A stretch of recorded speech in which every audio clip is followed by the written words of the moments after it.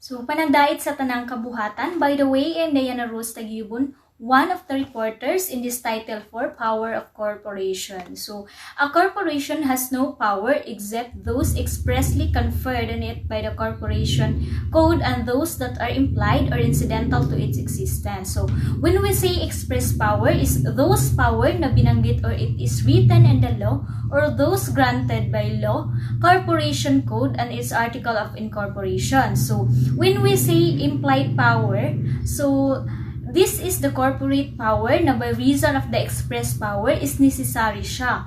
Or sa madaling salita, is necessary itong mga implied power na to para magawa natin yung mga express power na yan.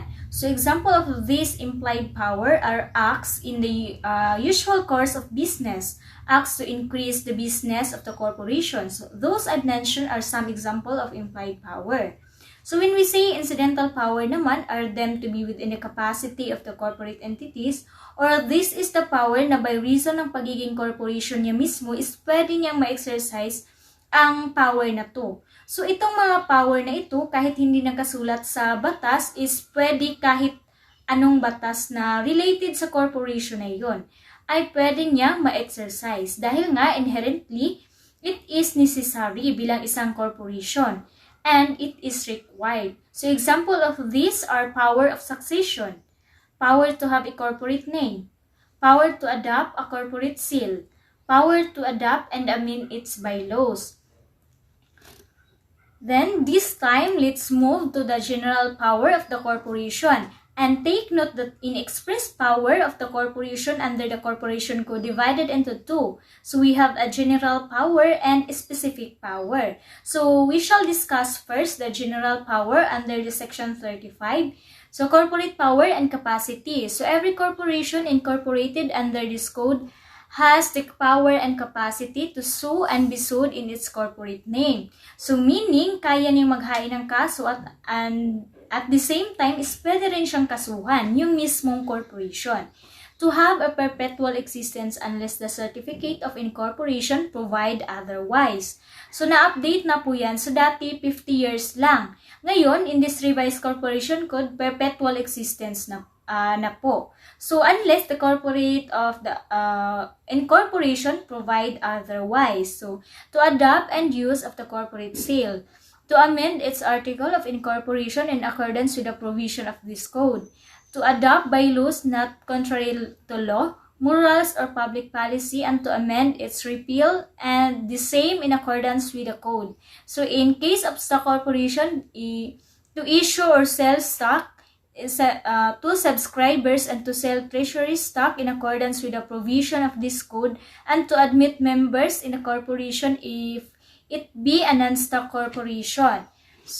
Next, to purchase, receive, take, or grant, hold, convey, sell, less, pledge, mortgage, and otherwise deal with such real personal property, including securities and bonds of the corporations, as the transaction of the lawful business or the corporation may reasonably and necessarily required, subject to the limitation prescribed by law and Constitution.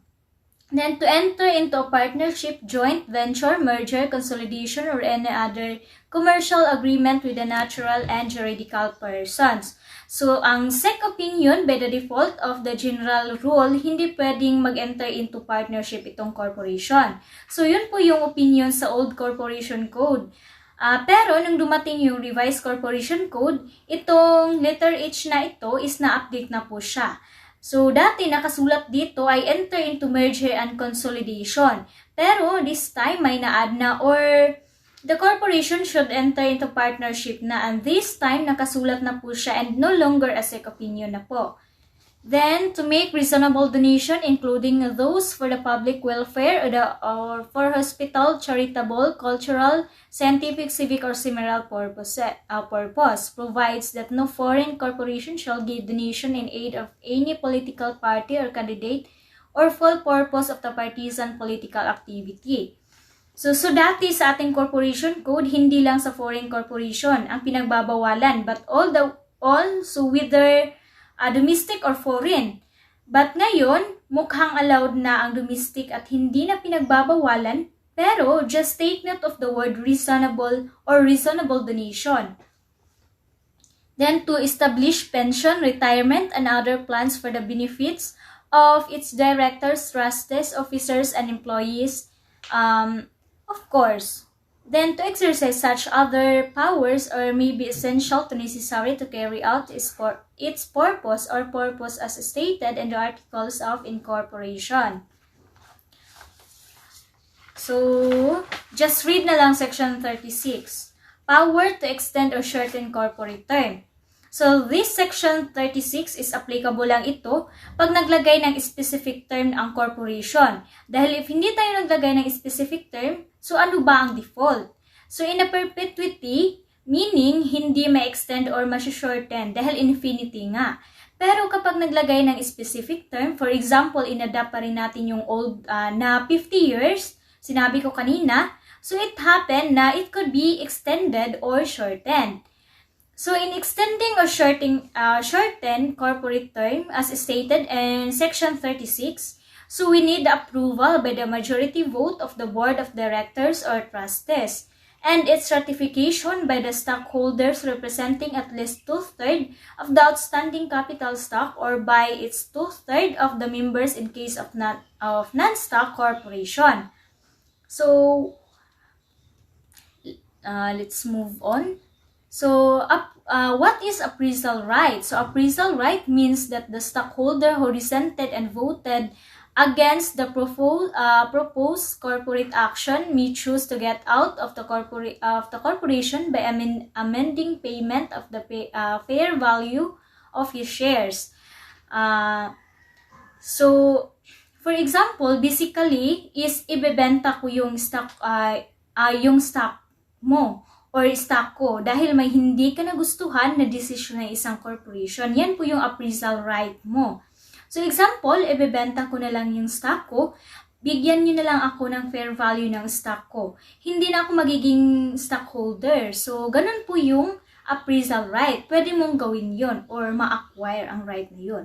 So, but take note na a corporate term of the specific period is may be extended or shortened by amending the Articles of Incorporation, provided that no extension may be made earlier than 3 years prior to the original or subsequent expiry date unless there are justifiable reason for an earlier extension as may be determined by the Commission. So, provided further that such extension of the corporate term shall take effect only in the day the following the original or subsequent expiry date. So, na-change is 3 years lang. So, before is, sa nabasa ko is 5 years. But, in this revised corporation is 3 years na.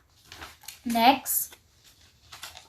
So, section 37.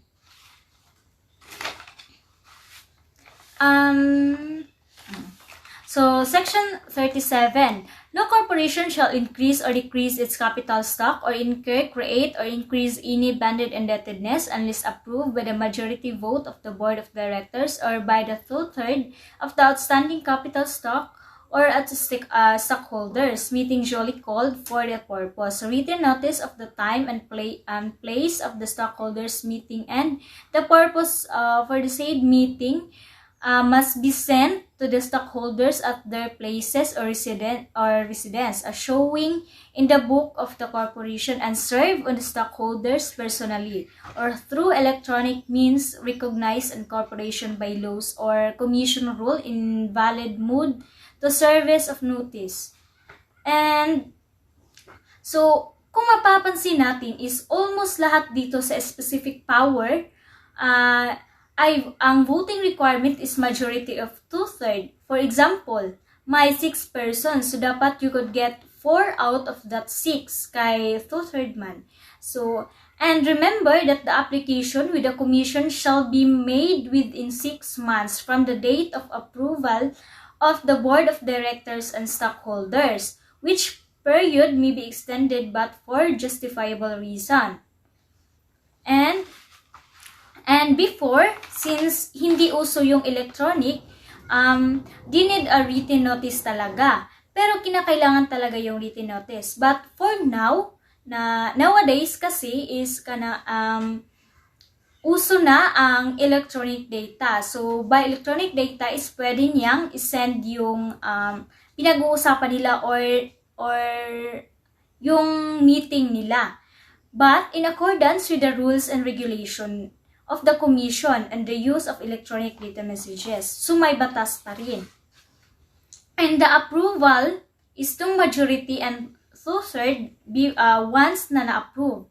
And for justifiable reason, is yan yung magsasubmit ka ng application for increasing, decreasing, or whatsoever incurring, creating, or increasing bonded indebtedness. Any of that will do. So, ang medyo special lang is, ang gagawin natin is increasing capital stock. Kasi kapag mag-increase ka ng capital stock, yung initial is, wala na yung initial capital requirement na dati is 5,000 rule. Inalis na ng Revised Corporation Code. Pero yung requirement natin na every time na mag-i-increase tayo ng capital stock is 25% rule ay nandyan pa rin. For example, ang increase po natin is let's say 100,000 na capital stock. So out of that 100 capital stock, 25% na na-subscribe and 25 nung 25 ay at least nabayaran in actual cash po siya. Yun po yung special sa power na ito.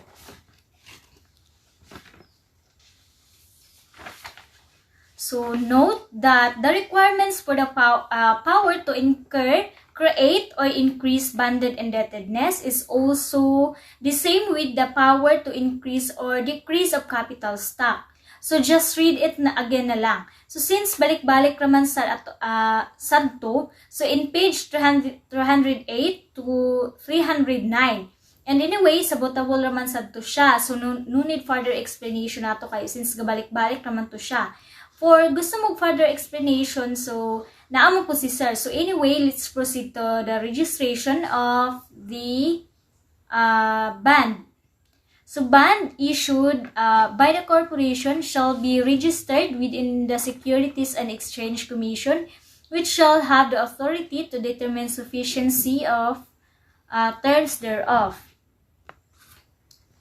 So section 38. So nanat sa section 38. Power to deny preemptive right. So just read it again na lang kay kanang medyo taas na. So explanation ani niya kay it is preferential right of the shareholders to subscribe.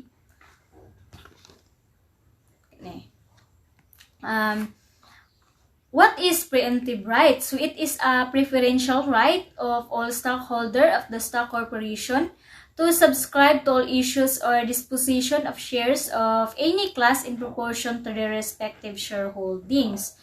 So, it is preferential right daw of the shareholder to subscribe to all issues or disposition of shares of any class in the proportion of their present shareholdings. Or kapag sinabing preemptive right, yan yung right mo para hindi ma-distort yung ownership percentage mo. For example, sa isang corporation is meron tayong 100 stock. Let's say, sa out of that 100 stock, you are owned 20 stock, for example.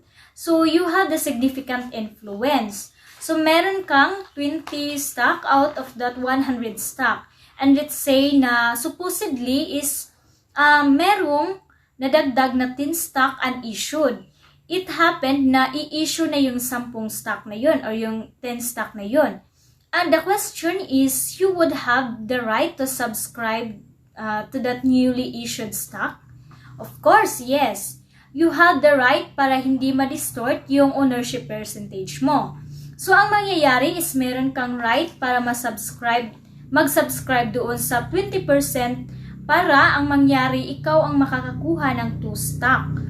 20 stock before and additional of 2 stock, total of 22 stock. So 22 divided by 110, which is 100 stock before and additional of 10 stock newly issued stock equals 20%. Same pa rin ng dati na 20 divided by 100 is 20%. So, hindi na bago ang percentage mo. Even nagtaas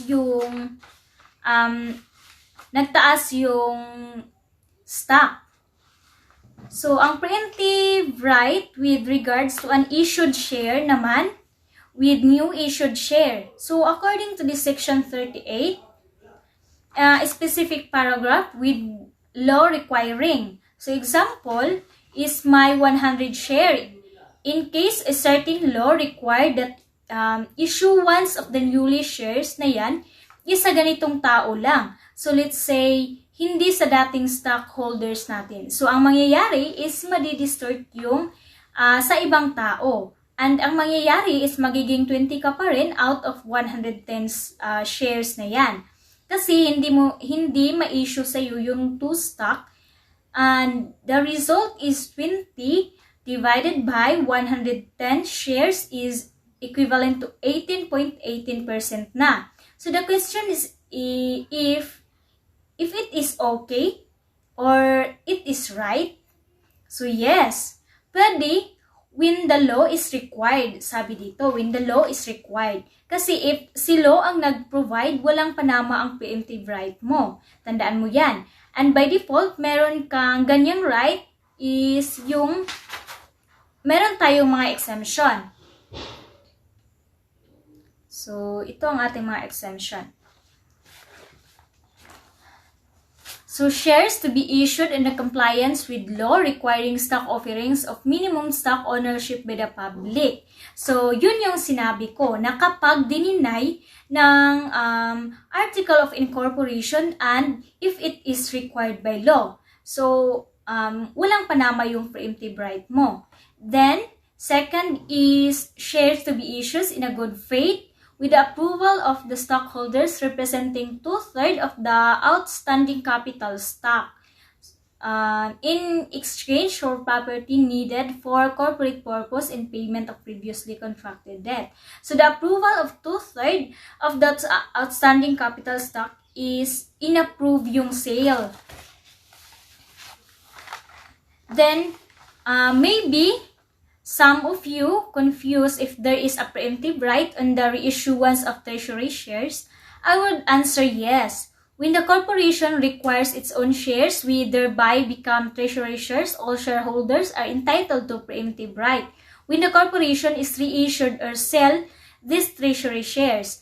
And if some of you question that maybe preemptive right be waived in the stockholder, my answer is yes. When the stockholder fails to exercise his preemptive right after being notified and given an opportunity to avail of such right. So, or the preemptive right of the stockholder transferable? Yes, unless there is an express restriction in the article of incorporation. This is the continuation of the report of Ms. Tagyubon Diana Rose.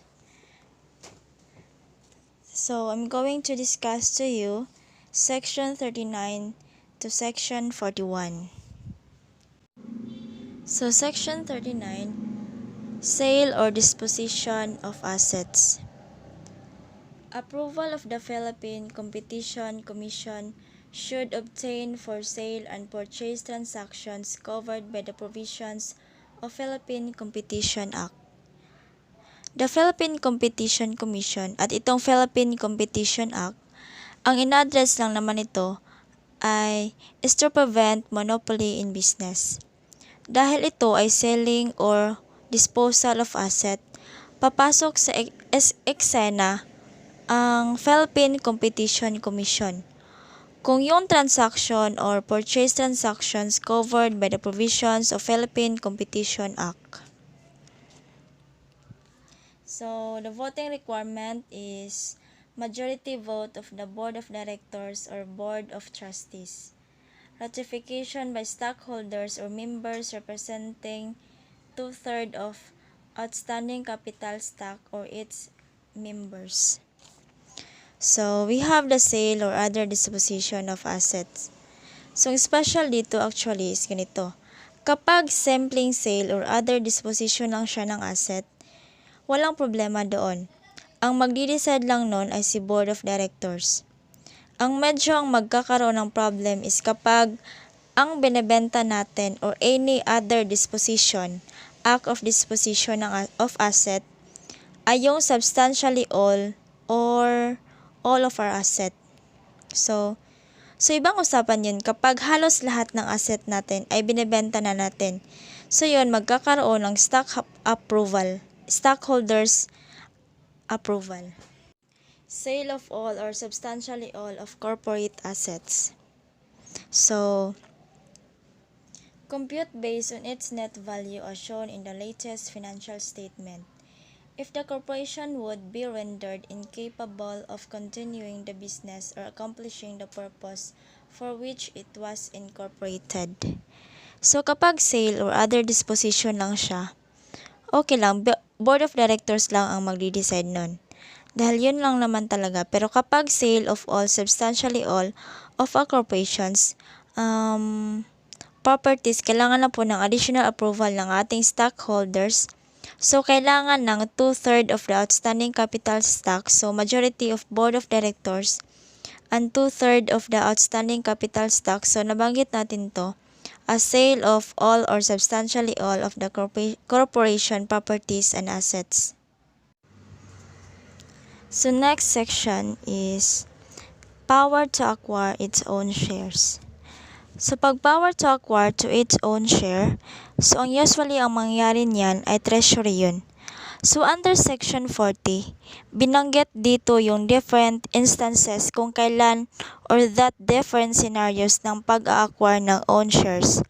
So for example, to eliminate fractional shares arising out of stock dividends. When we say fractional shares, may tendency ba na meron kang shares na hindi buo? Yes, for example, let's say, meron kang 111 shares times 1.1. So, ang mangyari, ang bagong number of shares mo ay 122.1.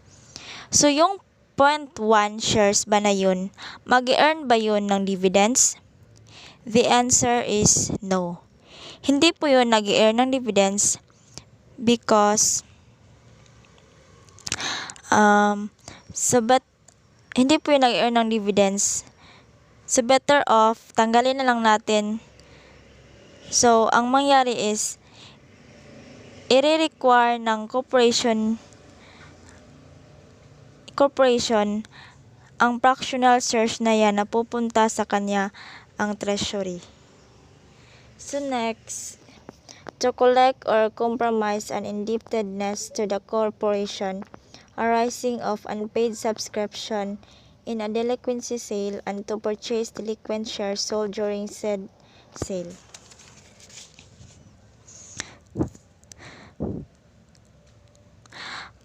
Kailan ba nagiging delinquent ang isang stockholder? Usually, kapag di na niya nabayaran ang kanyang subscription.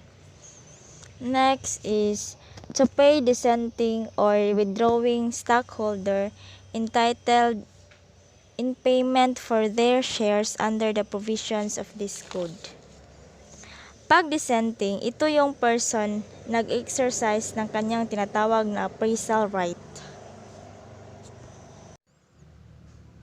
So generally, a corporation cannot acquire in its own shares if has no unrestricted retained earnings in its books. Kailangan the corporation has unrestricted retained earning in its books to cover the shares to be purchased or acquired. Next is trust fund doctrine. So, the meaning of trust fund doctrine, the capital stock, property, and other assets of a corporation are regarded as equity in trust for the payment of corporate creditors who are preferred in the distribution of corporate assets. The creditors of a corporation have the right to assume that the board of directors will not use assets of corporation to purchase its own stock for as long as the corporation has outstanding debts and liabilities. There can be no distribution of assets among stakeholders without first paying corporate debts.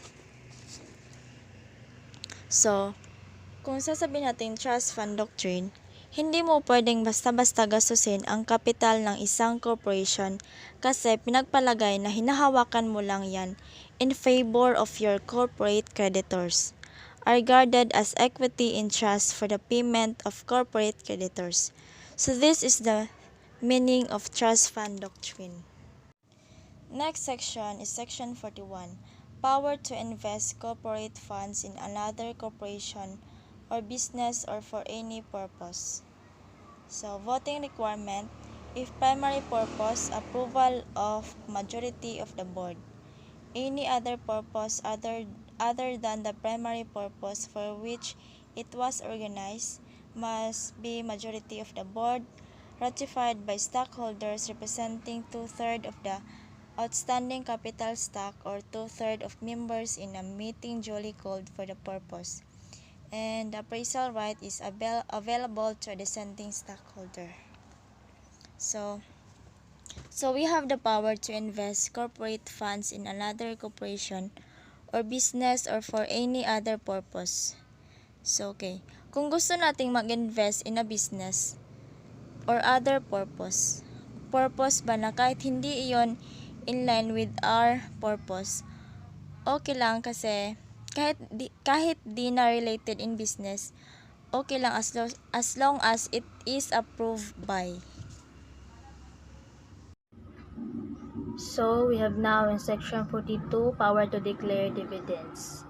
Power to declare dividends. The board of directors of a stock corporation may declare dividends out of the restricted retained earnings which shall be payable in cash, property, or in stock to all stockholders on the basis of outstanding stock held by them, provided that any cash dividends due on delinquent stock shall first be applied to the unpaid balance of the subscription plus costs and expenses, while stock dividends shall be withheld from the delinquent stockholders until the unpaid subscription is fully paid.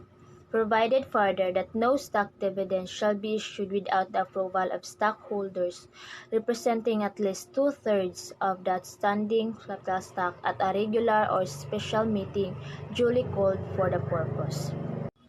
So, I said earlier, yung delinquent shares.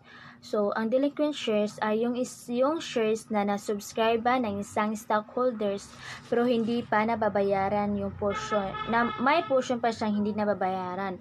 So, if ever nag-earn ng cash dividends ang specific stocks na yon, bago niya ma-receive yung sa kanya, magbabawas muna yung hindi pa niya nababayaran. So in section 42, we have many different kinds of dividends, but we focused on the two common, which is cash dividends and stock dividends. So when may corporation declare dividends? So actually anytime. So even if there are pre-existing profits, board of directors has discretion to determine whether dividends are to be declared. So, paano kapag hindi nag-declare ng dividends ang corporation natin? So, tinatawag nating nag-iipon. So, ang mangyayari, in Section 42, stock corporations are prohibited from retaining surplus profits in excess of 100% of their paid-in capital stock. So, bawal. And then, kapag nag-retain ka ng sobra sa 100% na sa paid-in capital stock mo ay matataksan ka na tinatawag nating improperly accumulated earning tax. So, meaning, you have a penalty tax because lagpas ka na sa reasonable needs sa isang business. So, we have some exceptions. So, we have three. First is definite corporation expansion projects approved by the board of directors. So, pwede kang mag-retain ng ganyang klaseng profit pag nag-iipon ka para sa isang corporate expansion. Second is corporation is prohibited under any loan agreement with any financial institution or creditor from declaring dividends without its or his consent, and such consent has not yet been secured. So, mayroon kang utang at sa pinag-utangan mo na yun, na-restrict ka at under the contract na mag-declare ng dividend under this circumstances. So, third is the retention is necessary under special circumstances obtaining in the observed corporation, such as when there is a need for special reserve for probable contingencies. So, again, bawal mag improperly accumulated earnings ating surplus profits except sa first and second exception natin. So here's a question. So what if there is a wrongful or illegal declaration of dividends? So the board of directors is liable because sila yung nag-declare. And then the stockholder should return the dividends to the corporation by the principle of solutio indebiti. So what is retained earnings? Retained earnings is the accumulated profits realized out of normal and continuous operation of the business after deducting their from distribution to stockholders and transfer to capital or other accounts. What is unrestricted retained earnings? That is, retained earnings which have not been reserved or set aside by the board of directors for some corporate purposes. What is dividends? Corporate profits set aside, declared, and ordered to be paid by the directors or for distribution among stockholders at a fixed time. So, meaning sa dividends, it is to be paid by directors para ma-distribute nila sa kanilang mga stockholders at a fixed time. So, we have requirements for the declaration of dividends. First is existence of unrestricted retained earnings. So, unrestricted earnings which have not been reserved or set aside by directors of for some corporate purposes. Then, second is resolution of the board of directors. Then, third is for stock dividends. The additional requirements are: first is a vote representing not less than 2/3 outstanding capital, and second is a corporate must have also a sufficient number of authorized and issued shares for distribution to stockholders. So we further discuss that later. What are the sources of dividends? Dividends can only be declared out of actual and bona fide unrestricted retained earnings. Dividends can be declared out of capital in the following instances. First is dividends from investment wasting assets corporation. It engaged in mining or cutting timber or the assets being consumed in regular course of operation. Second is liquidating dividends. This is a type of payment that a corporation makes to its shareholders during partial or full liquidation. So, distinguish cash dividends and stock dividends. Cash dividends are part of general fund. However, stock dividends is a part of capital because a cash dividends nasa unrestricted retained earnings pag dineclare mo yan, nagkaroon ka ng dividends payable. Kapag sa stock dividends naman ay it is from retained earning to capital or share capital. Next is, cash dividends result in cash outlay dahil mapupunta yan sa bulsa ng stockholders. Stock dividends naman does not result in cash outlay because ang balance ng ating restricted retained earnings mapupunta lang siya sa share capital. Next is, cash dividends is not subject to levy by corporate creditors. So, of course, mapupunta na sa mga bulsa individually ng stockholders. So, separate property na nila yun, hindi na part ng corporation. However, kapag stock dividends, it can be levied by corporate creditors because they are part of corporate capital. So, part siya ng shareholders' equity na convert lang retained earnings to share capital. The next is cash dividends. It is declared by the majority of the quorum of the board directors. So, sapat na ang majority to quorum or kung sino man yung dumating. Sa stock dividends naman, when it comes to stock dividends, we have additional requirements which is the 2/3 of outstanding capital stock. Then, next is cash dividends. It is not increase the corporate capital. So, ang mangyayari dyan, mapupunta siya as dividends payable at mapunta siya sa bulsa ng mga stockholders. Then, stock dividends, the corporate capital is increased. So, because from retained earnings to share capital. Next is cash dividends. Its declaration of creates a debt from the corporation to each of its stockholders. So, ayun, mga dividends payable. Then, sa stock dividends, no debt is created by its declaration. So, no debt is created kapag stock dividend. So, Section 43, power to enter into management contract. So, when we say management contract, from the word itself, so sa isang corporation, ililind niya yung services para i-manage yung another corporation. So, ano ang kailangan para ma-approve ang ganitong klaseng contract? So, we have two corporations involved. We have the managing corporation and the managed corporation.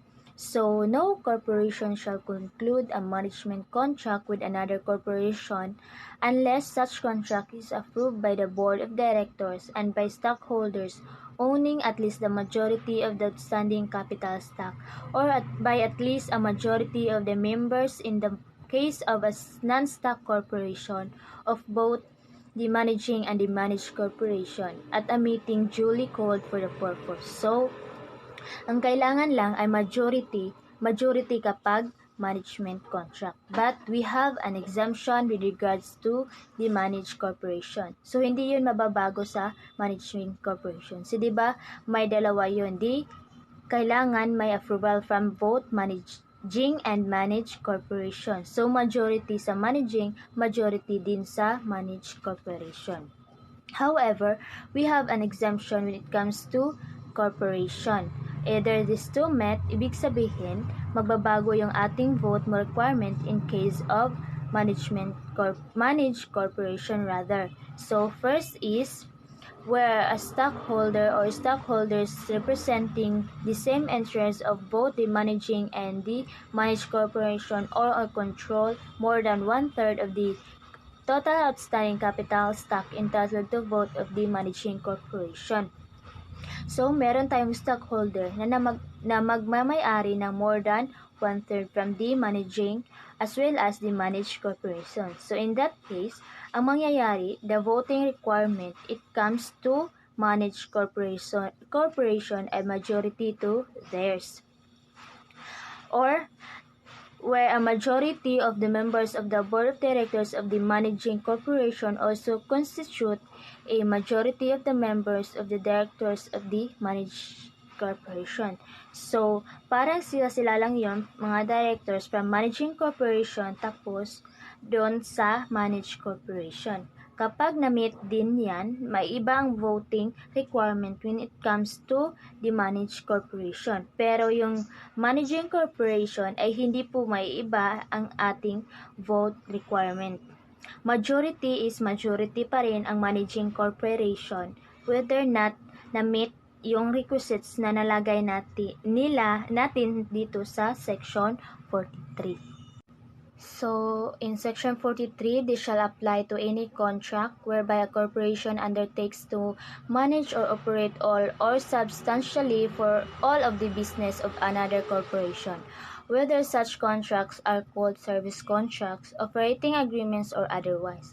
Provided, however, that such service contract of operating agreements which relate to the exploration, development, exploitation, or utilization of natural resources may be entered into for such period as may be provided by pertinent laws or regulations.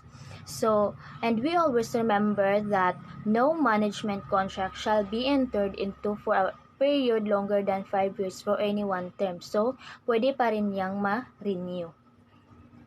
So, in Section 44, we have a ultra-virus acts of corporations. So, no corporation shall possess or exercise corporate powers other than those conferred by this code or by its articles of incorporation and except as necessary or incidental to the exercise of the powers conferred. So, when we say ultra-virus acts of corporation, ito po yung acts not within express, implied, and inherent powers of a corporation.